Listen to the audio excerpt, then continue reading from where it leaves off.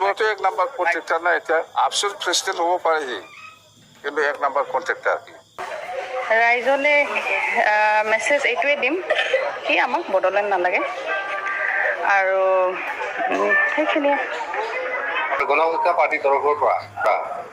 আমাৰ বিনিতা ডেকা ইতিমধ্যে কোকৰাঝাৰ সমষ্টিত 1 নম্বৰ কোকৰাঝাৰ সমষ্টিত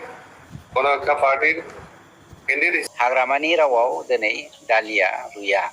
दिनै बोरै बुंनो हागोन दे जयन्त सार बिथांनो फट' नांगौ होननानै बिथांनो फट' नादेरा होनाय माने बै आसाम सरकार आरो सेन्ट्रेल सरकारा जोंखौ उइक पइन्ट मोननाय जोंनि बर' रायजो राजायाहाय जुदि एनडिएफबि खौ जेलनिफ्राय उदां जाजानो लुबैदोंब्ला जों बिपिएफनो फट' नांगोन जुदि एनडिएफबि नि मार्टियार फेमिलि एबसुनि मार्टियार फेमिलि खौ जुदि साख्रि मोनजानो लुगैदोंबा जोङो बिपिएफनो भट होनांगोन मोनसे मिजिं आरो सिमां दोनदोंमोन बिथांमोना जे सिफायदों रायजो लुगैदोंमोन बर' लाइमोनफोरनो बिटिआर रेकर्डनि गेजेरजों साख्रि होनायनि बाथ्रा बुंदोंमोन नाथाय न'खर न'खर साख्रि होनायनिबो बाथ्रा बुंबावदोंमोन न'खर न'खर साख्रि होनाया पसिबल नंखाया एटलिस्ट जाय बिथांमोना खस्थ' खालामदों आरो एनडिएफबि एबसुनि एनडिएफबि नि मार्टियार फेमिलिनि न'खरनो साख्रि होयोब्ला अन्तत' बिथांमोननि गोसोआव एसेबाबो गोजोननाय मोनगौमोन मार्टियार फेमिलिनावहाय दिनै जोंहा गोबां समस्या दङ जोबनो गैयै समस्या ओंखायनो आं दिनै इउपिपिएल खौ खावलायनो सानदों नोंथांमोना जुदि गोहो दङब्ला एनडिएफबि खौ जेलनिफ्राय गह नोंथांमोननि परिबर्तन सरकारा गोहो दङब्ला एनडिएफबि नि मार्टियार फेमिलि एबसुनि मार्टियार फेमिलि बिथांमोननो साख्रि हो गोबां समस्या दङ जोंहा दिनै एनडिएफबि आ जेलनिफ्राय माबोरै गगोन बेखौ जोंनि वेल एडुकेटेड पार्सनफ्रा मिथिगौ सुक्ति जादों हिसाबै जोङो मोनफ्रोमबो जारिमिनावनो जों नुफेराखै जे सुक्तिकारिया जेलाव थानाय नाथाय जोंनि एनडिएफबि नि सुक्तिकारिया दासिमबो जेलाव दङ दिनैहाय जोंनि बिटिसि आवहाय जोबनो गैयै हम मिनिस्टार फैयो एखम्बा राजनाथ सिंह फैयो अमित शाह फैयो चिफ मिनिस्टार खनले मिटिं खालामनो फैबाय थायो नाथाय जोंनि बर' हारिनि सिनस्रि आफाद दुलाराय बर' फरायसा आफादनिफ्राय जोङो दाबो खनसेबो मोनसे मेम'रेन्डाम होनाय नुवाखै बिथांमोना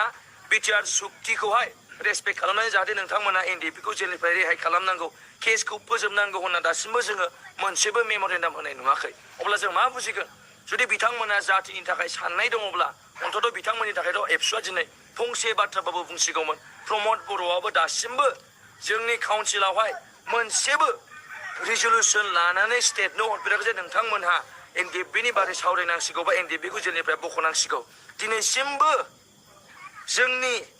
आसाम एसेम्ब्लियावहाय जोंनि एमएलए फोराहाय फंसेबो बाथ्रा बुंफेराखै जे एनडिएफबि खौ जेलनिफ्राय बख'नांगौ होननानैहाय ओंखायनो जोंहा दुखुनांथाव बाथ्रा इउपिपिएल नि जाय लिडार बिथांमोन दङ दासिमबो बिथांमोना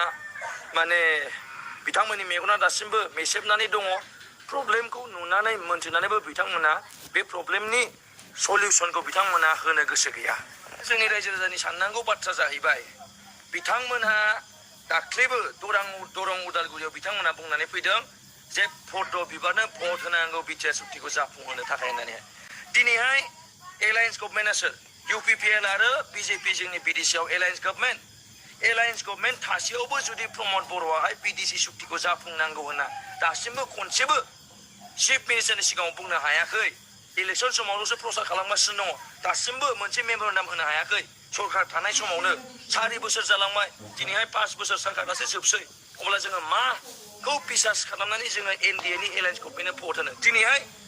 जेब्ला सुक्ति खालामदोंमोन बिजेपि सरकार थानाय समावथ' जों सुक्ति खालामदों नङा होमबा दिनै बिजेपिया मिथिखागौ जे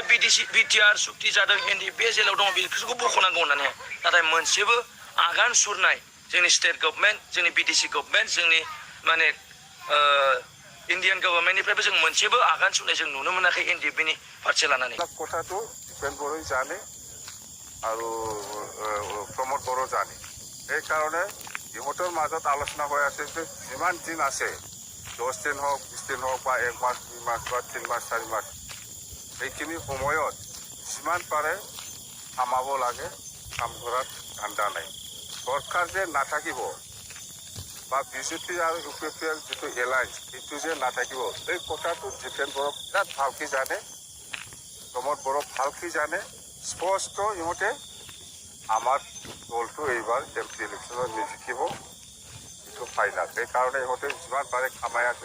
কামাই লোৱাটো ইহঁতৰ কাম এতিয়া একো কাম নকৰে ডিপেন্ড বড়ো কি কৰিব যিহেতু চলাই আছে সাপ্লাই দি আছে কোটি কোটি খামাই আছে নাম্বাৰ কণ্ট্ৰেক্টাৰ নাই এতিয়া আফচোৰ প্ৰেচিডেণ্ট হ'ব পাৰে সি কিন্তু 1 নম্বৰ কণ্ট্ৰেক্টাৰ কি আফচোৰ সভাপতি ডিফেম্বৰতো এইটো ছেকেণ্ড শ্বিপ প্ৰমোদ বড়োৰ ছেকেণ্ড শ্বিপটো সিয়ে এতিয়া আফচোৰ কেইজনমান লিডাৰ আৰু ইউ পি পি এলৰ কেইজনমান লিডাৰে চব কথা গম পাইছে যে আমাৰ চৰকাৰ নাথাকিব আমি এম পিটো নিজিকিব এইবিলাক কথাটো ডিফেন বড়োই জানে আৰু প্ৰমোদ বড়ো জানে সেইকাৰণে ইহঁতৰ মাজত আলোচনা হৈ আছে যে যিমান দিন আছে 10 দিন হওক 20 দিন হওক বা 1 মাস 2 মাস বা 3 মাস 4 মাস এইখিনি সময়ত যিমান পাৰে কামাব লাগে কাম কৰাৰ ধান্দা নাই চৰকাৰ যে নাথাকিব বা বিজেপি আৰু ইউ পি পি এল যিটো এলায়েন্স এইটো যে নাথাকিব এই কথাটো ডিফেন বড়ো বিৰাট ভালকৈ জানে প্ৰমোদ বড়ো ভালকৈ জানে স্পষ্ট ইহঁতে আমাৰ দলটো এইবাৰ এম পি ইলেকশ্যনত নিজিকিব এইটো ফাইনাল সেইকাৰণে ইহঁতে যিমান পাৰে কামাই লোৱাটো ইহঁতৰ কাম এতিয়া প্ৰমোদ বড়োই খুব বেয়াকৈ হাৰিব কোকৰাঝাৰ লোকসভাত ওলাবই নোৱাৰিব ৰাস্তাত লাষ্টতে আৰু সেইদিনাতো ঠিকছে গালি খাইছে না সি চিএম ছাৰৰ লগত মই শুনিছোঁ খালি খাই থাকে একো কাম নকৰে বুলি কৈছে বোলে খালি খাবহে জানে কামটো কৰা নাই আপুনি এনেকুৱা বুলি কৈছে চিএম ছাৰে গালি দিছে ঠিকছে কাম নাই ইয়াত